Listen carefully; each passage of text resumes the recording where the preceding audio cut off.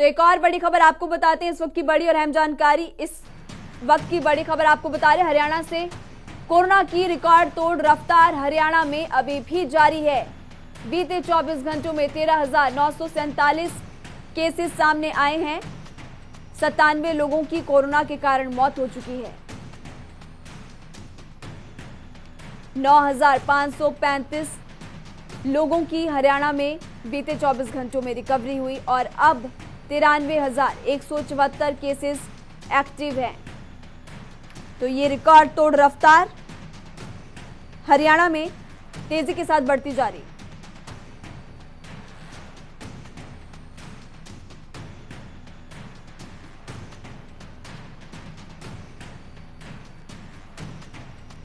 तो corona virus का कहर लगातार जारी है और देश भर में आंकड़ा तेजी के साथ बढ़ता जा रहा है। इसी बीच हमारे साथ हमारी टीम इस वक्त मौजूद है।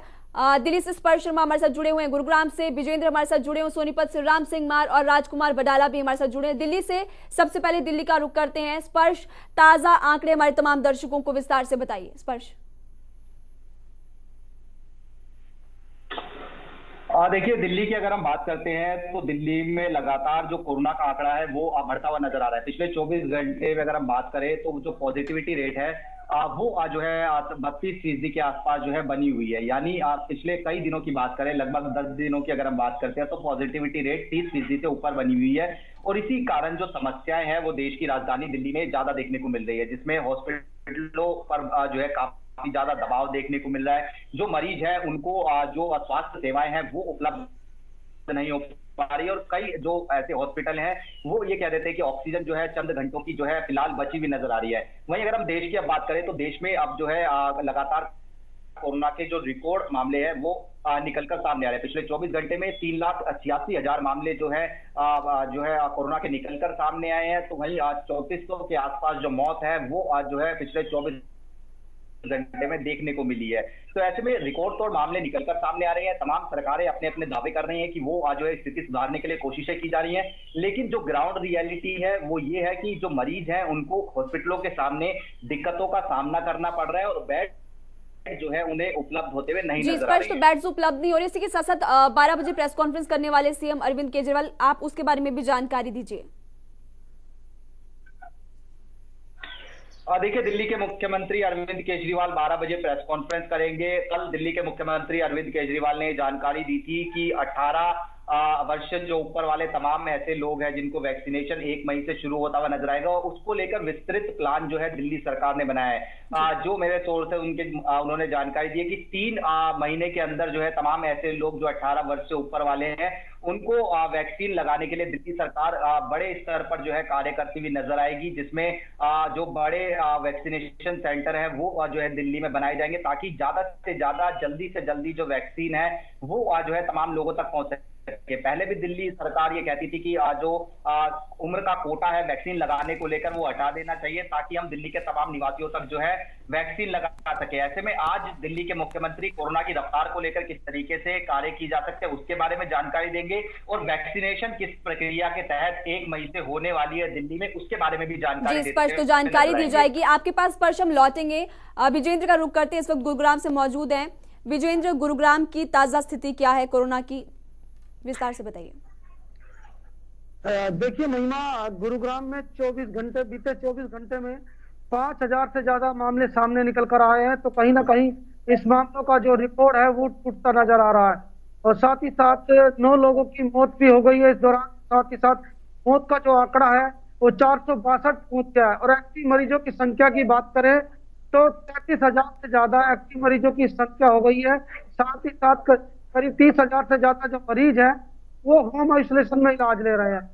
साथ ही साथ जो ऑक्सीजन है या बेड्स है उसको लेकर लगातार किल्लत देखी जा रही है। हालांकि ऑक्सीजन वितरण करने के लिए एक टाइमर जारी किया गया है जिसमें हॉस्पिटल का एड्रेस और ड्राइवर का एड्रेस और कितनी ऑक्सीजन उसको चाहिए उस पूरा रजिस्ट्रेशन उस पर करना होगा। उसके बाद वहां पर जो ऑक्सीजन है वो पहुंचाई जाएगी। तो कहीं ना कहीं दावे तो तमाम किए जा रहे हैं लेकिन संसाधनों की कमी लगातार देखी जा रही है। विजेंद्र, तो दावे किए जा रहे हैं लेकिन दावों के बावजूद भी स्थिति बेहद भयानक है। सोनीपत से हमारे संवाददाता राम सिंह हमारे साथ जुड़े हुए हैं। सोनीपत में गुरुग्राम और फरीदाबाद के बाद राम सबसे ज्यादा केसेस सामने आ रहे हैं। ताजा आंकड़े आप बताइए, बीते 24 घंटों में कितने केसेस सामने आए, रिकवरी रेट कितना है? महिमा, देखिए जिस प्रकार से लगातार कोरोना एक कोहराम मचा रहा है और हालात ये हैं कि 912 जो है नए ताजे मामले जो हैं वो सामने आए हैं। फिलहाल की अगर बात करें 29,340 जो है टोटल आंकड़ा सामने आ चुका है और हालांकि मौतों का आंकड़ा भी लगातार बढ़ता जा रहा है। हालांकि प्रशासन द्वारा 3 या 4 ही प्रतिदिन के हिसाब से दिखाए जाते हैं, जबकि अगर शमशान घाट की बात करें तो वहां पर 20 से ऊपर का जो आंकड़ा है वो प्रतिदिन देखने को मिल रहा है। दूसरी तरफ अगर बात करें तो लोग जो है वो ठीक जरूर हो रहे हैं और 880 मरीज जो हैं उन्होंने कोरोना को हराया है। लेकिन फिलहाल की अगर स्थिति की बात करें तो निजी हॉस्पिटलों की स्थिति काफी दयनीय है। वहां पर ऑक्सीजन की जो समस्या है वो लगातार बरकरार है और लोग मरीज जो हैं अलग अलग जगह से वो वहां पहुंच रहे हैं। तो हॉस्पिटल में एडमिट जो पहले से ही एडमिट है उनको भी अल्टीमेटम ये दिया जा रहा है कि आप अपने मरीजों को लेकर जाइए, या ऑक्सीजन का इंतजाम आप स्वयं कीजिए या इंजेक्शन का इंतजाम आप स्वयं कीजिए। जब स्वास्थ्य सेवाएं ही स्वास्थ्य के जो मालिक हैं और वो ही हाथ खड़ा कर दे तो आम आदमी क्या करेगा। इस प्रकार की स्थिति सोनीपत के अंदर देखने को मिल रही है।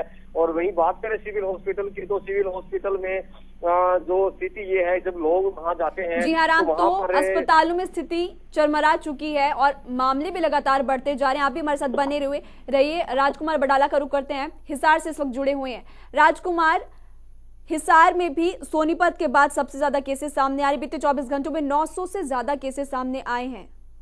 राजकुमार जी महिमा, बिल्कुल देखिए कि लगातार जो है 1000 के आसपास जो हिसार का कोरोना संक्रमितों का आंकड़ा 1000 के आसपास रहता है, कभी 900, कभी 800, कभी 1000 और 1000 से भी क्रॉस कर गया है।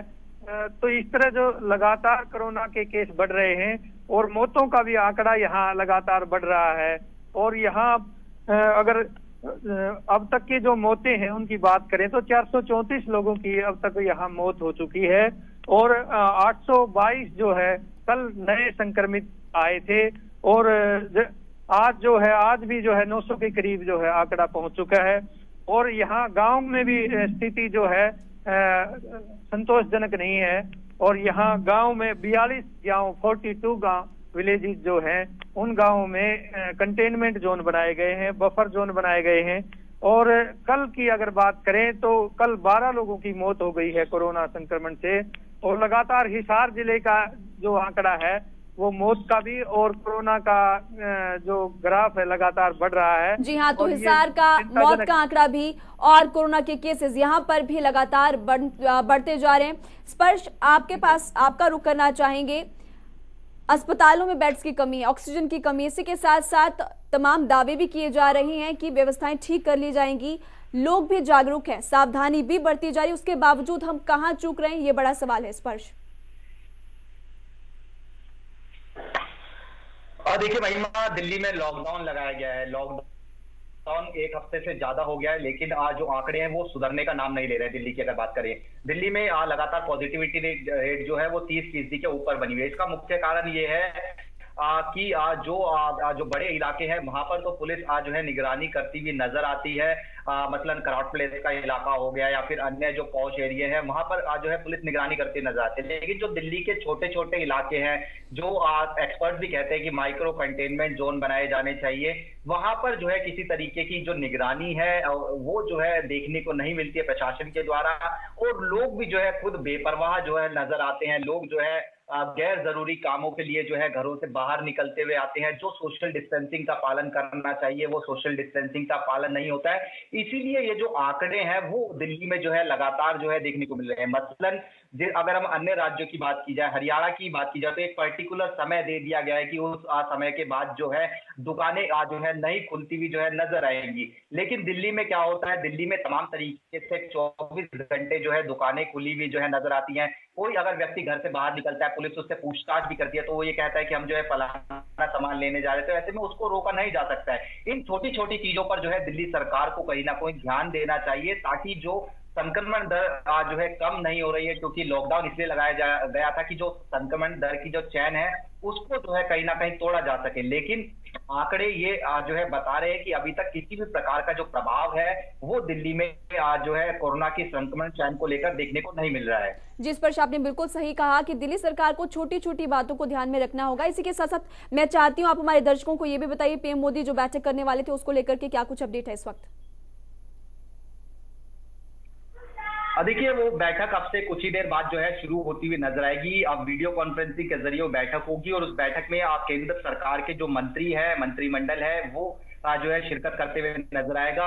और उसके साथ साथ देश के जो बड़ी एजेंसियां हैं उनके बड़े अधिकारी जो है वो इस बैठक में शामिल होते नजर आएंगे। उस बैठक में मुख्य एजेंडों की अगर हम बात करते हैं तो मुख्य एजेंडे, पहला तो कोरोना को लेकर किस तरीके से जो है रोकथाम लगाई जा सकती है उसको लेकर जो है चर्चा होती हुई नजर आएगी। दूसरा मुख्य एजेंडा रहने वाला है कि वैक्सीनेशन प्रक्रिया क्योंकि अब तेज होने वाली है 1 मई से, उसको लेकर किस तरीके से देश के साथ सामंजस्य बिठाया जा सकता है वो जो है चर्चा होती हुई नजर आएगी। और तीसरा अहम बिंदु ये हो सकता है कि क्योंकि कोरोना को लेकर कई सारी अफवाहें भी जो है देश भर में जो है देखने को मिलती है, ऐसे में उन अफवाहों को दूर करने के लिए किस तरीके से आज जन जागरण कार्यक्रम चलाए जा सकते हैं, मंत्रियों की किस तरीके से ड्यूटी लगाई जा सकती है, इसको लेकर जो है मुख्यतः जो है इन बैठकों में चर्चा होती हुई नजर आएगी। हालांकि किस तरीके से तमाम मुद्दों पर ये बैठक होने वाली है। और विजेंद्र का रुख करते हैं। विजेंद्र, 1 मई से कहा जा रहा था कि 18 साल से ज्यादा उम्र वाले लोगों को वैक्सीन लगवाई जाएगी। गुरुग्राम में इसको लेकर क्या कुछ व्यवस्थाएं की गई है विभाग की तरफ से?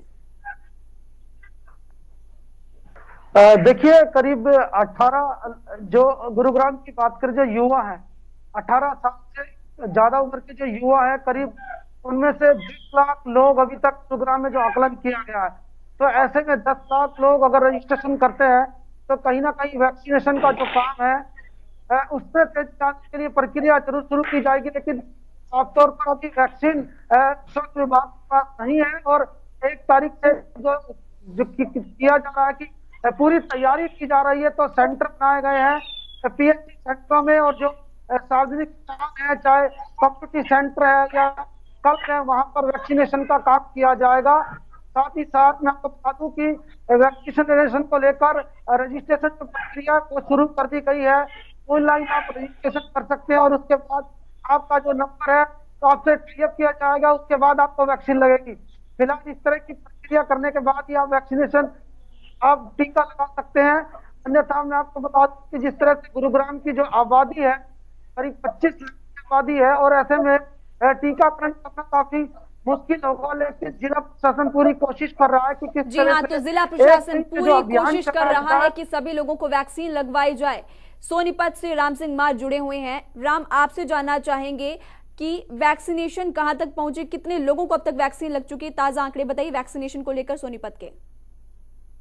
अगर बात करें कल की, तो कल करीबन 2000 वैक्सीनेशन करवाया है और जिस प्रकार अलग अलग चरण में वैक्सीनेशन का कार्य जिला और विभिन्न जो एनजीओ हैं 18 साल से ऊपर के जो युवा हैं या अन्य जो लोग हैं उनको वैक्सीनेशन का प्रावधान किया है। तो उसके तहत जो है 40 प्लस जो है निजी जो सरकारी हॉस्पिटल हैं या अन्य सरकार के सेंटर जो बनाए गए हैं और लोगों को वैक्सीनेशन के लिए इस बात जो है सेल्फ रजिस्ट्रेशन करना होगी, वो जागरूक भी किया जा रहा है। लोग जी हाँ, तो लोगों को जागरूक किया जा रहा है। अस्पताल में व्यवस्थाएं ठीक होने का हवाला दिया जा रहा है, लेकिन स्टिल जो व्यवस्थाएं वो चरमराई हुई हैं। स्पर्श, राम सिंह मार और विजेंद्र, शुक्रिया, और राजकुमार बडाला, आपका भी शुक्रिया इस तमाम जानकारी के लिए।